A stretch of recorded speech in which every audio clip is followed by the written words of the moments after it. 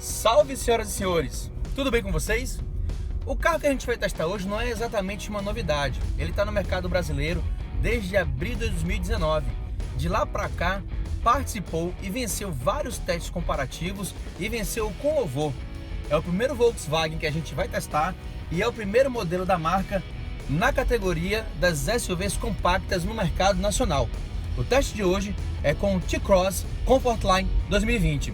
Eu sou Wagner Farias, esse é o canal sobre 4 rodas e vamos nessa?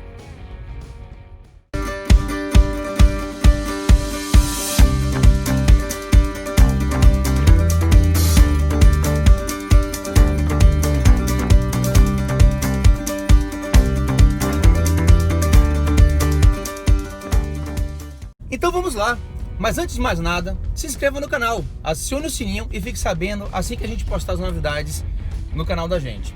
Como falei, esse carro não é exatamente uma novidade, ele está no mercado nacional desde abril de 2019. Ele usa a plataforma MQB A0, que é a mesma plataforma do Polo e de outros modelos da marca. Aqui no mercado nacional, o T-Cross é apresentado em 4 versões: a 200 TSI mecânica, 200 TSI automática, a Comfortline e a Highline. Existe também a versão Sense, que é a versão exclusiva para PCD. Esse carro que a gente está testando hoje é a Comfortline. Esse carro, diferente do carro mais completo, ele não tem o Park Assist e o teto solar, que vem como opcionais nessa categoria, nesse modelo, nessa versão. E aí a pergunta que não quer calar é o seguinte: depois de mais de um ano no mercado, será que ainda vale a pena comprar o T-Cross? O primeiro contato que a gente tem com o carro, obviamente, é com a carroceria. Nela, a tradição do DNA forte da marca está presente. As linhas são muito bem definidas, não existe muita firula com relação às curvas. O desenho é bem reto e objetivo. Esse carro que a gente está dirigindo veio no azul Normai, que é uma cor metálica opcional que custa R$ 1.400. Mas a cor que realmente me encantou é o bronze Namíbia, que é uma cor perolizada que custa mais R$ 1.810 como opcional também. O conjunto óptico desse carro possui um misto de lâmpadas halógenas e em LED. O DRL dele fica na posição onde ficam os faróis de milha. Os faróis de milha, por sua vez, tem um sistema de luz de conversão estática, que a gente normalmente conhece como Light Cornering ou Light Corner. Alguns elementos desse carro merecem ser detalhados com mais cuidado. Um deles é a grade dianteira. A gente percebe que houve realmente um esmero muito grande no trabalho do desenho desse elemento para diferenciar o T-Cross de outros carros da mesma categoria. Os retrovisores externos, eles têm rebatimento automático. Quando a gente destranca o carro, os retrovisores abrem, e quando a gente tranca, eles se retraem automaticamente. A traseira, a gente precisa falar dela com bastante carinho. É a parte do carro que imprime uma atitude, uma identidade exclusiva do T-Cross. Nele a gente vê realmente que houve um trabalho, uma excelência na resolução das linhas. E logicamente tem um ponto que é um pouquinho polêmico. Entre as lanternas existe uma faixa negra que conecta esses dois elementos. E todo mundo, quando o carro foi lançado, criticou por que essa lanterna, por que essa faixa negra não acende. Mas de modo geral é uma traseira muito bem resolvida, que dá uma identidade muito forte ao carro. Parabéns ao designer do Volkswagen que trabalharam nesse projeto. Ao longo da carroceria a gente percebe também um detalhe particular. Existem apliques plásticos que nascem no para-choque traseiro, fazem o contorno da roda, passam pela área do ar quente, que é a parte da soleira externa abaixo das portas, contornam a roda dianteira e chegam no para-choque dianteiro.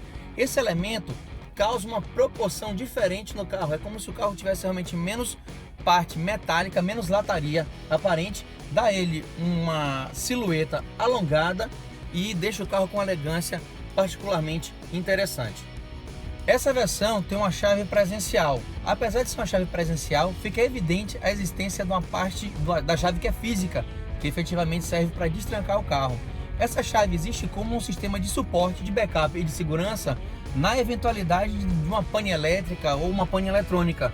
Se isso acontecer, a gente não fica impossibilitado efetivamente de poder destrancar o carro. Quando a gente entra no carro, a gente sente um choque quando a gente percebe o trabalho e a dedicação que existiu no desenvolvimento interior desse carro. Existem elementos que trabalham no contraste de duas cores. Esse particularmente aqui tem um detalhe todo combinando com o bronze Namíbia. Quando a gente tem um carro que é exatamente na cor bronze Namíbia por fora e esse detalhe por dentro, a combinação fica muito interessante, fica muito bacana. O volante ele é muito bem detalhado, ele tem uma empunhadura muito boa, tem um acabamento interessante. Os comandos do Cruise Control e da parte de áudio e voz ficam perfeitamente acessíveis aqui ao alcance do motorista. Ele tem regulagem de altura e de profundidade. E aqui nesse caso ele ainda conta com os pedal shifts dessa versão que auxiliam na troca de marcha. O kit multimídia é bastante integrado com o desenho geral do painel. É uma tela relativamente grande, sensível ao toque, de 8,5 polegadas. O multimídia oferece o CarPlay e o Android Auto como opções de conexão com o smartphone, e ele é bastante intuitivo. Inclusive ele controla na disposição sensível ao toque algumas configurações, inclusive do regime de trabalho do motor do carro, do regime de condução do veículo. Muito se falou dos painéis em plástico que esse carro tem, mas é um detalhe que, tipo assim, que passa batido em vista ao esmero e à qualidade do desenho que foi implementado, que foi efetivamente desenvolvido para esse interior. Aqui no meio a gente tem um apoio central de braços que funciona como um porta-treco e que tem uma largura suficiente para atender tanto ao motorista quanto o carona. Escondido no porta-luva existe uma pequena central, tipo uma disqueteira que recebe efetivamente CDs e ainda tem a possibilidade de usar cartões de memória em entradas específicas. Uma coisa que me chamou muita atenção, que eu achei super interessante, que dá um ar de nobreza efetiva ao interior desse carro, é uma luz bem leve, bem suave, em LED branco, que sai de uma ponta a outra do painel, trabalha aqui nessa alça no interior da maçaneta interna e aparece também na parte de baixo do painel, em cima dos pedais. Achei lindo, muito bacana essa solução. O ar-condicionado desse carro ele é digital, mas ele não é dual zone. Porém, aqui na traseira tem duas saídas exclusivas do ar-condicionado para os passageiros que vêm atrás.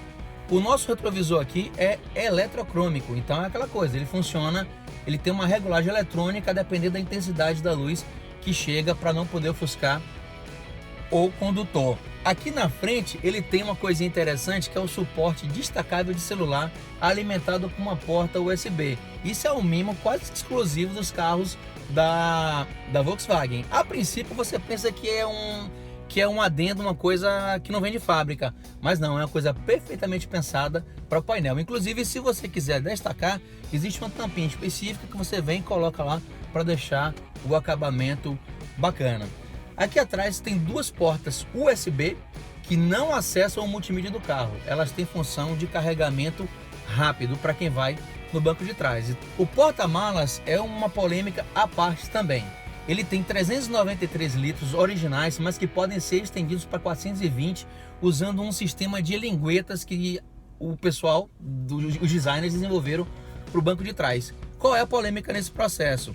Isso compromete um pouco a ergonomia em troca desse ganho de volume que a gente tem. Dentro do carro a gente tem um entre-eixos um pouco maior, que favoreceu efetivamente o espaço de quem vem atrás. Então fica claro que deu-se ênfase ao espaço interno em detrimento à capacidade do porta-malas. E por falar em espaço interno do pessoal que está vindo atrás, esse carro é imbatível nesse quesito. Eu não sou exatamente um sujeito alto, eu tenho 1,70 m, mas a gente experimentou com pessoas com 1,80 m, 1,85 m, a pessoa consegue sentar no banco de trás confortavelmente, ainda tem uma sobra considerável do joelho até o banco da frente. Então fica cada vez mais claro que foi pensado muito no conforto dos passageiros do carro, tanto de quem está na frente quanto de quem está atrás. O Park Assistance e o Skyview, que é o teto solar panorâmico, ainda são opcionais. O Skyview, por exemplo, custa R$ 4.800 num pacote específico chamado Tech 2. A parte dinâmica desse carro conta com um pacote muito bem favorecido. Ele tem o que os outros carros normalmente têm, sistema de freio ABS, o controle de estabilidade, mas tem um elementozinho nesse carro que é chamado de kickdown. O que é o kickdown? No acelerador, quando a gente pressiona ele até o final do curso, a gente ouve um clique. Quando esse clique é acionado numa forma de condução normal de estrada, por exemplo, existe uma redução da marcha e a subida do giro. Isso favorece, por exemplo, uma ultrapassagem com mais segurança. Esse carro também tem o Hill Hold, que é o assistente de saída em aclive. Ele trava o carro e só é destravado quando o acelerador é efetivamente acionado. Esse carro também tem um sistema chamado HBA, que é o Hydraulic Brake Assistance, que funciona da seguinte maneira: quando o sistema percebe que a pressão exercida no freio não vai ser suficiente para parar o carro numa situação de emergência, ele mesmo imprime uma força a mais para que o carro possa parar em segurança. Esse carro possui também um bloqueio eletrônico diferencial que funciona de uma maneira autônoma e automática. Quando o sistema percebe que uma das rodas não está tracionando perfeitamente, todo o torque é transferido para outra roda que está efetivamente tracionada. Dessa maneira o carro não fica em apuros. No caso eventual de uma colisão, de uma batida, de alguma coisa dessa natureza, é acionado um sistema de frenagem de emergência pós-colisão, que faz com que o carro pare sozinho. Isso acontece quando, por exemplo, num acidente, o condutor fica impossibilitado de controlar o carro e aí o carro freia automaticamente. Todo esse pacote dinâmico que embarca esse carro, ABS, Hill Hold, HBA, frenagem pós-colisão, etc., além da disposição da arquitetura física do carro, imprimiu ao T-Cross a nota máxima em testes de segurança e em crash tests. Falando das configurações de powertrain, o que a gente tem? A gente tem uma direção elétrica progressiva, que ela é bem justa, bem alinhada com a disposição do carro. O câmbio são de dois tipos, tem um câmbio mecânico e tem um câmbio automático, os dois de 6 marchas. Nesse caso, a gente está usando um câmbio automático, inclusive com a possibilidade de troca pelos pedal shifts aqui atrás do volante. Aqui está bem clara a filosofia do downsizing dos motores. Esse motor, ele é um motor TSI 1.0 turbo que gera 128 cavalos abastecido com etanol e 116 cavalos abastecidos com gasolina. E seguindo a filosofia efetiva do downsizing, é um motor que tem umas características particulares. Ele tem 3 cilindros, ele tem o duplo comando variável de válvulas e tem um sistema de injeção direta de combustível, onde o combustível é injetado diretamente na câmara de combustão. Existe a versão 250 TSI, que é 1.4 e que gera 150 cavalos. Aí vocês me perguntam, de onde vem essa nomenclatura 200 e 250? Isso aí eu explico de uma maneira muito simples para você. Isso é uma menção, uma alusão ao torque que cada motor tem em newtons-metro. O motor 1.0 tem 20 newtons-metro de torque e o motor 1.4 tem 25 newtons-metro de torque. O sistema de suspensão desse carro também não é uma novidade efetivamente. Tem um sistema de suspensão independente na frente, que é a McPherson, e na traseira semi-independente via eixo rígido. É uma suspensão bastante justa, você sente que ela é mais durinha e ela dá uma sensação de esportividade ao carro. Aí vocês perguntam, por que a suspensão traseira no carro tão elaborado não é um pouco mais elaborada também? A resposta também é muito simples, porque a categoria desse carro não pede isso. O único carro concorrente com o T-Cross que tem uma suspensão completamente independente na traseira é o Jeep Renegade, mas o Jeep Renegade dessa categoria também é o único que tem uma versão 4x4, que não aceita uma suspensão que não seja completamente independente. Falando também, completando a questão do powertrain, existem 2 apresentações em tamanho de roda. Nas versões de entrada a gente tem rodas de 16 polegadas e na Comfortline e na Highline são rodas de 17 polegadas com acabamento diamantado. Certo, agora vocês me perguntam quanto é que a gente vai pagar por essa excelência de pacotes. Existem várias versões, começando pela de entrada, que é a versão Sense exclusiva PCD, que está a partir de 58 mil. A versão 200 TSI automática está a partir de 96 mil. Essa Comfortline é encontrada no mercado nas concessionárias a partir de 110 mil e a Highline, que é a versão top, a partir de 118 mil reais. Um diferencial que esse carro tem em termos de manutenção é a questão das revisões. As 3 primeiras são gratuitas por conta da Volkswagen e ele tem 3 anos de garantia. Se vocês me perguntarem com relação ao consumo, como é que funciona, diz a Volkswagen que os motores rodam em torno de 11 km por litro tanto na versão 1.0 quanto na versão 1.4, abastecidos com gasolina dentro da cidade. Fim de passeio, deu para ver exatamente por que esse carro passou com louvor em todos os testes, em todos os comparativos aos quais foi submetido. A gente percebe uma excelência no acabamento, a gente percebe a qualidade da dinâmica veicular do carro, o trabalho feito na parte de estilos e a gama variada de acessórios que esse carro oferece. Esse carro só tem um defeito, um problema único e exclusivo, que é o preço, mas que no final de uma análise assim um pouco mais cuidadosa, com um pouco mais de carinho, a gente percebe que esse carro de repente vale cada centavo que eventualmente a gente possa colocar nele. Eu sou Wagner Farias, esse é o canal sobre 4 rodas, vejo vocês na próxima. Tchau!